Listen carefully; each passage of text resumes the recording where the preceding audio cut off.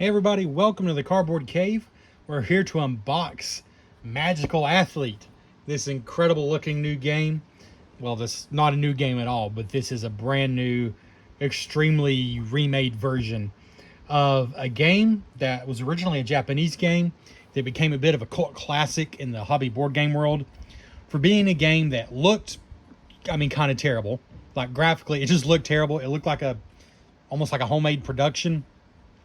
And it was a roll and move game, which, in the realm of hobby board gaming, roll and move is kind of like a joke, because that's like, Sorry or Monopoly or all the old classic games where you just roll and you have to move that amount and there's not a whole lot of choice in that part of the game.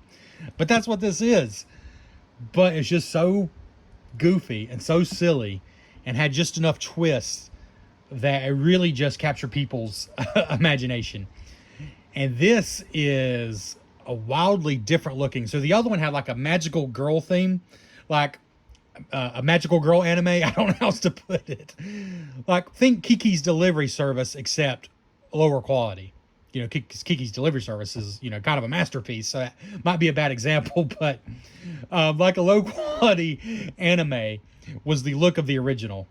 But I'm not making fun of the original because it captured people's attention enough that all these years later, this game designed by Takashi Ishida captured people's imagination so much that all these years later, none other than the only Richard Garfield has reworked it, including the bulk of the original idea, but just some changes, and a total graphical overhaul from CMYK Games. But Richard Garfield of Magic the Gathering fame and King of Tokyo and Robo Rally and a lot of other games. So CMYK is the publisher.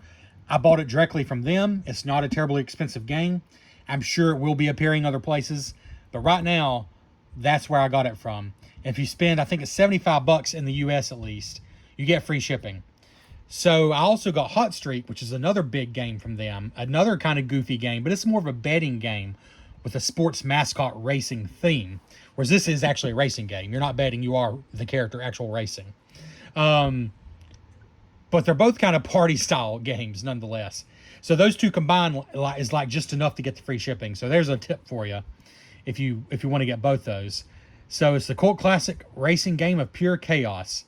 One of the best board games ever, says the Dice Tower. And that's Tom Vassell, because let me tell you, he has been praising this game, even when it was kind of ugly. He's been praising it for years. The graphic design, I think, is just incredible now. It's, Schoolhouse Rock from the 70s. As a very 1970s. Schoolhouse Rock is something I was aware of, but I don't know what the deal is. I feel like we didn't come across it that much. What it makes me think of is those Mr. Men books, if you read any of those. Like there's Mr. Happy, Mr. Silly, Mr. Grumpy, Mr. Clean or whatever. Just all kinds of different ones. But anyways, it's just a really cool graphic design. And I'm sure they credit the graphic designer. I'll look in the rulebook. I don't see it here. 2 to 6 players. And from what I've heard, it does work with 2 to 6 players. It's probably maybe a little more fun with a few more players. But from what I've heard, it really does work 2 to 6. So that's impressive. 30 minutes, so it's a short game. 6 and up, so totally appropriate for most kids. The mood is wacky and exciting. All right. So this is like a little paper banner, which I think is kind of catching. But this is not meant to keep. Just roll what? 6, just roll this. 1, don't roll this. Okay. All right. Well, let's just take the plastic off. I got to say, this is it's such a little sturdy box. I love the form factor. I love the art style. It's different. I wouldn't want every game to look like this. And like I said, it's very 1970s to me, but in a good way. Schoolhouse Rock is definitely, I would say, the biggest inspiration, though. But I think it was maybe it's Tom Vassell or maybe it's Chris Yee. One of the guys on the Dice Tower said in the review of this new edition that every character kind of just looks like a moron. But they mean that in the best way possible. Every character kind of looks like a moron. And that self-aware humor is just great. Like, Humor doesn't work in board games very often for me, especially when it's trying too hard. But this game has like an effortless humor because everybody just looks kind of dumb. But also, it's a great art style. Like, in the best possible way, everybody looks kind of dumb. So yeah, this just comes off. This is just trash. I mean, I guess if you want to keep it, you can, but it's just a paper sleeve. And here's the actual box, which looks, I don't know. It looks so good. I think maybe covering this idiotic looking banana with that paper sleeve might have been a mistake. Because, oh my goodness. The egg here kind of looks like it's being pooped out of the banana, honestly. Like, you see what I mean? Like, the characters are just, I think it's Tom Vassell said it best. They kind of look like morons. But in a very nice way. Like, in a very good way. I love how the art wraps around the box. I love that font. This graphic design is amazing. I love it. And it's because every game doesn't look like this. Like, yeah. I just love this. So, good job. Hopefully I can credit the artist. I didn't see the name on the box. I hope it's in the manual. I mean, it might be more than one artist, but there's definitely one style here. And it's a very thick box. Pretty impressed with... This is only the second CMYK game I've gotten. The other being Hot Streak. I don't know which video will go up first, but I guess spoiler alert, I was also impressed with the components of that game. So... I get some fun paper bags in here, it looks like, for our components. Let's just pull the manual out first real quick, though. If it's like the Hot Streak one, it's going to be way longer than it needs to be because it's just full of fun stuff. Yeah, this is just how that one was done. It's like a little picture book. Magical Athlete is a racing game of pure chaos. Roll a die and move your racer that many spaces. Oh, man, I love this art so much. But all the racers have wacky game-breaking abilities. I skip spaces with other racers on them. I kick racers backwards when I pass them. I can just move 5. Yeah, this so reminds me of the Mr. Men books. Which I guess Schoolhouse Rock and Mr. Men, I think those came out around the same time. Race 4 times, then whoever has the most points wins. So you actually get to pick 4 racers. And there's a lot of racers. I told somebody that this is like Smash Brothers, the racing game. If all the characters in Smash Brothers were kind of stupid. Again, I mean that in the best way possible. Because there's so many characters to choose from. And their special abilities is what really makes the game. Because it is so incredibly dirt simple otherwise. It's only the special abilities that makes it. I mean, look at the board. It is so simple. But the racers, we're going to show you those, of course. There's not a lot of components. There's a few tokens, some cards, dice, a double-sided board, which is new. It was only a single-sided board originally. But then a ton of characters, which we'll show you. Here's the setup. Put the race truck in the middle of the table. Mild side up. You can turn it wild side up if you want a more experienced game, I guess. Dump out the bag of point chips. Stack the gold trophies, silver, blah, blah, blah, in order. Keep the shuffled racer deck nearby. Dump out the bag of racers. Give everyone a die. Pretty simple setup, huh? Here's how you recruit your team. So it's like player A picks first, then B, C, D, etc.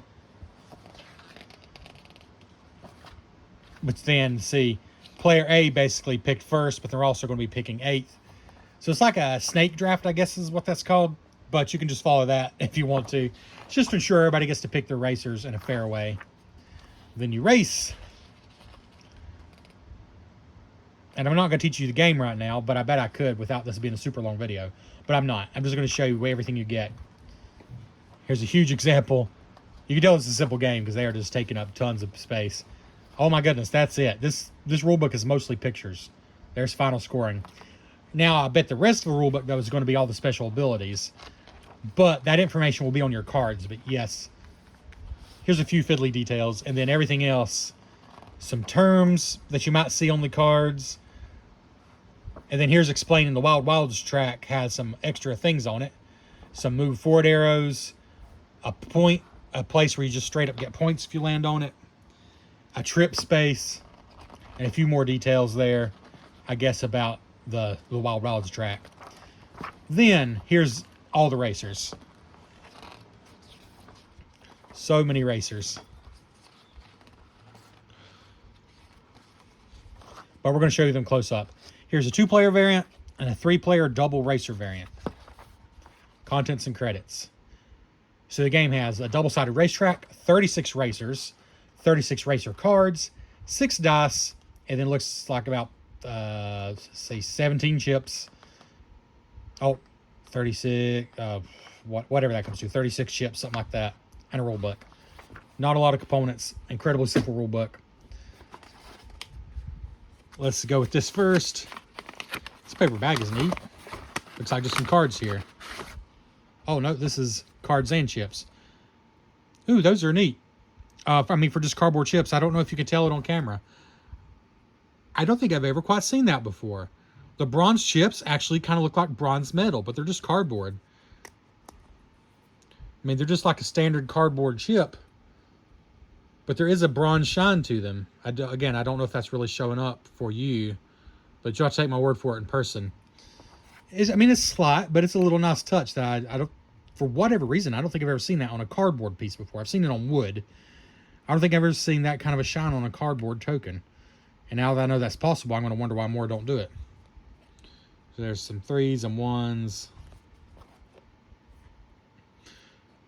Some badges. The silver also does have kind of a silver sheen to it. Silver sheen, even. And then you got the big trophies, the gold ones. Again, a kind of a gold sheen. They all look slightly metallic, which is nice. A good thickness. For what they are, those are neat. But that's all the tokens. There's not a lot of fiddly bits. And then you got the cards. So let's just look at a few of them here. Alchemist. When I roll a 1 or a 2 for my main move, I can move 4 instead. Transmute and scoot, it says. So then if you look in the rule book, I mean, I feel like that's pretty self-explanatory, but it's alphabetical. Never mind. The racer info is just purely for fun. So Alchemist says, forever seeking the ancient secret of turning this into that. So yeah, everything you need to know is right there on the card. The symbol, the picture itself gives you an idea, but you actually need to read it to know the full details. The cards, by the way, are not linen finished cards like they were in Hot Streak. Though this is a bit of a cheaper game. Like it was it $30? It was not bad. It was not a bad price. Baba Yaga, again, though, I love the art. The board and the characters aren't the only cool art. The cards are great too. Trip any racer that stops on my space or when I stop on theirs. Leg it. But these cards are fine. They're not amazing quality. And mine are slightly bent, if I'm being honest. Yeah, they are slightly bent. I mean, I've been very positive, but I'm just going to call it like I see it. I don't think it's going to be a problem. I feel like this is a game that's actually going to get played, unlike a lot of games in my collection. So I'm going to sleeve them anyway, so I'm not like super thrown off. There's no doubt. There's a noticeable little bit of a bend there on the bottom. And it's pretty much the whole deck, I think. Yeah, you can see. I mean, up to right there, they're bent. Maybe I guess that was the cost of using this cool bag. I don't know. Or maybe they just came that way from the factory. I don't think it's really going to matter. But again, I personally feel like these cards are okay quality. But if you're going to be playing this game a lot, this is a game I'm going to sleeve it anyway. So just calling it out a little bit. The cards are just quality. The art, however, on the cards, I love. Banana. I trip any racer that passes me. The slip. See, that totally makes sense. These are so much fun. I'm not going to go through all of them. But let's look through. Are these all just... It is. So this is how many characters are in the game. It seems like even more than... How many did I say it was? It was like 36. Let's see here.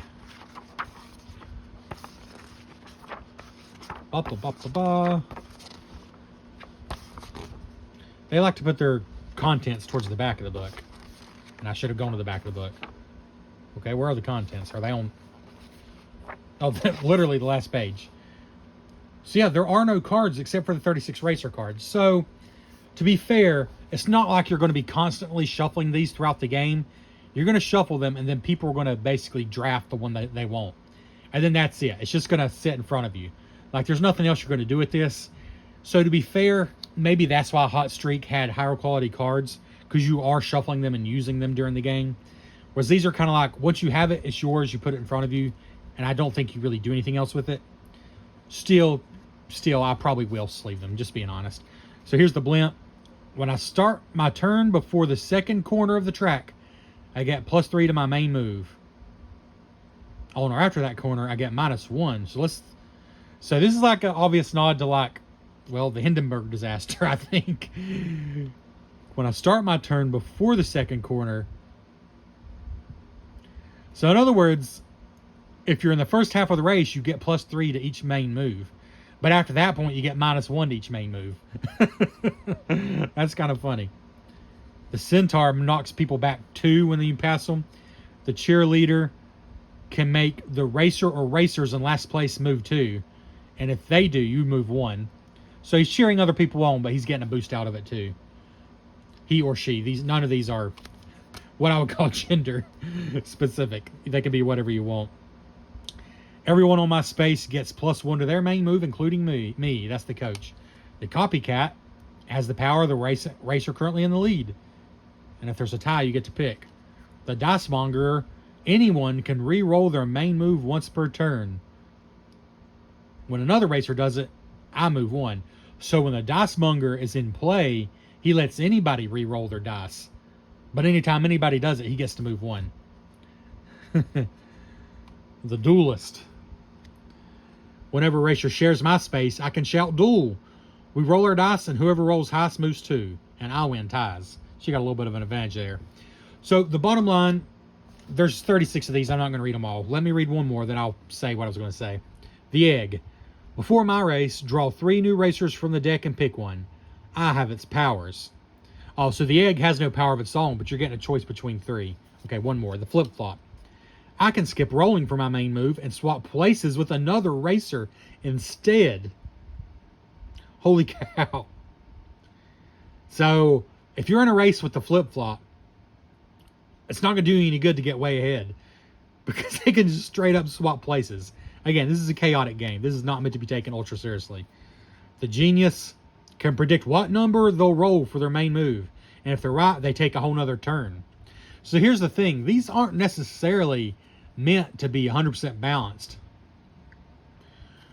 Gunk. Straight up, everybody else in the race with Gunk moves -1. So you move 1 less if you're in a race with Gunk, because he's leaving his Gunk behind.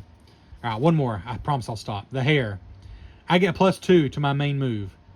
When I start my turn alone in the lead, I skip my main move. So the Hare gets +2 unless he's way ahead. Then, just like in the story, he kind of gets lazy and doesn't move at all. All right. Now I'm just going to flip through. If you want to pause, you could probably still read all these. But I'm going to flip through, just let you see the art. Okay, the Huge Baby. I have to point this one out. No one can ever be on my space besides the start. Whenever that would happen, that racer goes a space behind. Takes up the whole space. That's literally what that character does. And when you see the Meeple, you might laugh, because it literally takes up the whole space. Lackey. Legs. Leap Toad. Lovable Loser. So this game is actually about getting points, and you get points over 4 races. So like this one, for example, can get points for being in last. So there is a slight Euro element to it, a slight hobby gamer element to it, that you are still technically going for points, although it's a race game. Mouth. Magician. I think what I started saying earlier is the racers aren't necessarily equally good. It's going to depend what other players have in the same race, because I think you can choose which race you put your 4 racers in after you draft your 4 racers. So there's some strategy on who you put in which race, but they're not necessarily equal. That's why you're drafting them, and that's why you're deciding which race each racer goes in. Because some might straight up be better than others, at least depending on what other characters are in there. The Rocket Scientist. Romantic. Oh, whenever anyone stops on a space with exactly one other racer, I move 2. So whenever 2 people are paired up on the same space, it doesn't matter if you're involved or not, the romantic gets to move 2. That's pretty funny. The third wheel. The twin. The scoocher. Oh my goodness. When another racer's power happens, I move 1.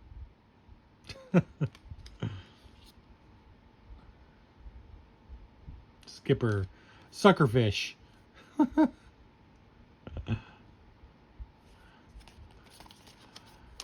Sisyphus. Stickler. Oh, he's got the rule book for the game in his hands. Other racers can only cross the finish line by exact amount. If they overshoot, they don't move. It says, actually. Pretty funny. Oh, I got to read the banana because I've been looking forward to him. Oh, I trip other racers that pass me. I think I'm back to where I started. Yep, there we go. Baba Yaga. Alchemist, flip-flop genius. So, as you're just seeing, the book of the game is right here. And all the ones I read, which is probably half of them, it just makes sense. And that's the most complex part of the game. And you've only got to worry about your racer that you have in this race. So, yeah, it's going to be quite a simple game to learn. This is the glorious part. So let's save that for last, of course, as we do with these kinds of videos. Just get out the board now. So here's the track side that you use. That's just basic.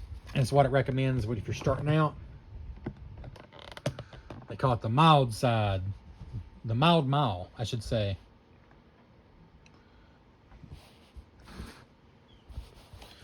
So I like these rounded corners on the board. I like that. It's just a long, skinny board. Not ridiculously long. You're not going to need a ton of space to play this game, which is pretty cool for a game that plays up to 6. You're not going to need a huge table by any means. Very skinny. And it's long, but it's not a particularly long board. It's just longer than it is skinny. But yeah, you just got some fun art in the middle, but it's mostly just spaces. And these are just counted out. This is the 5th space, the 10th space, and so on. So there's nothing special on this side. You're literally just rolling and moving, but everybody's special abilities is what's making it goofy. That's how simple this game is. But the other side changes it up a little bit. First of all, the art is totally different, and I love that. This is like flowers and a happy cat. This side is the woods, the wild wilds. Ooh, I love the art on this side even more. Love the art on the side.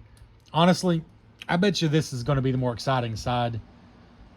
But at the same time, it kind of does add more randomness to the game because you got spaces that give points, some that trip you, move you forward, points, move you backwards, trip, move you forwards, move you backwards, trip, and then the finish line. So yeah, I like that side even more. But now let's get to the real awesome part. I don't even know if we'll all fit on here, but let's try it. I'll get you down here a little closer. All right. We got a bag here, which is really cute. But inside that bag,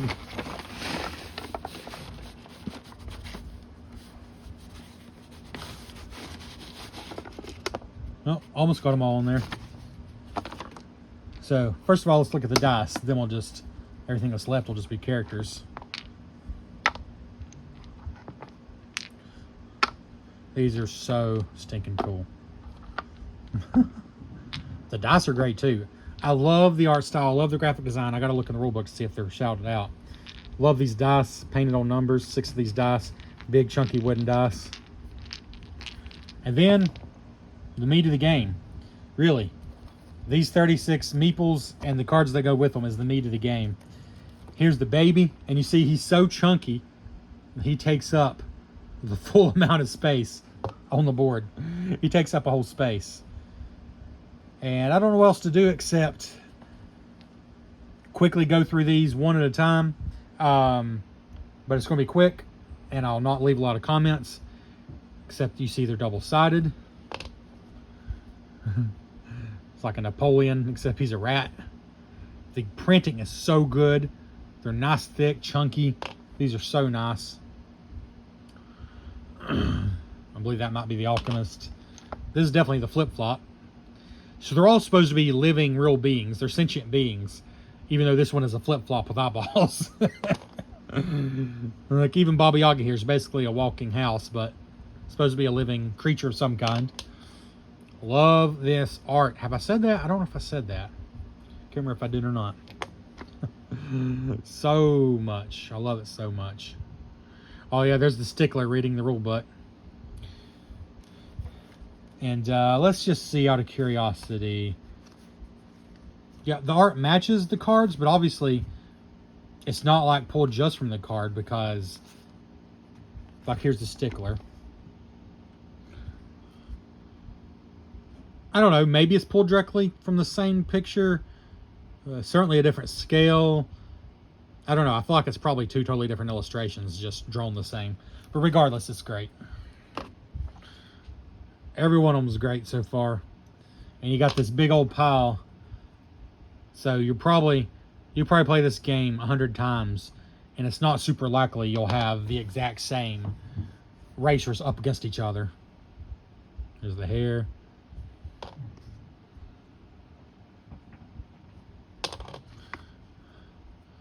The goop or snot or whatever it's called, the gunk. Here's the dice monger, who's wanting everybody to take a re-roll because he gets to, I think he got to move an extra space if they do. There's so many, I have to move quickly. If this were a game with like 4 or 6 cool printed meeples, there's a romantic.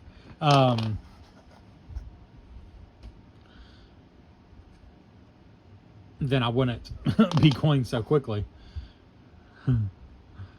But with 36 of them, you got to move. And I mean, I think it's pretty obvious, but this game is ripe for expansion. It doesn't need it. It's got so much content. I think the original game had, I don't know.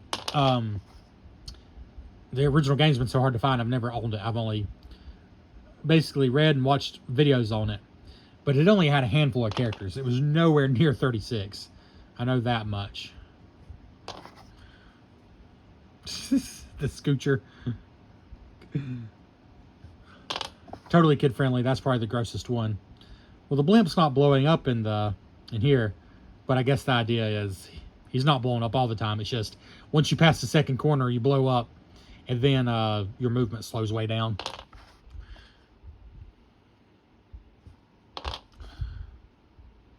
The twins.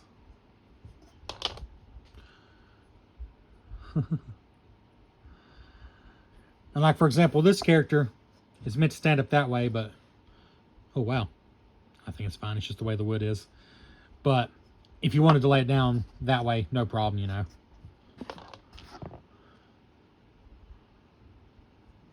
Coach. Whoa, this guy's tall. This is legs. I'm sure people are going to get knocked down sometimes, but, you know, not the end of the world. Especially in a game this quick and this goofy. Here's the egg. He's in a cup. Kind of love that. The suckerfish.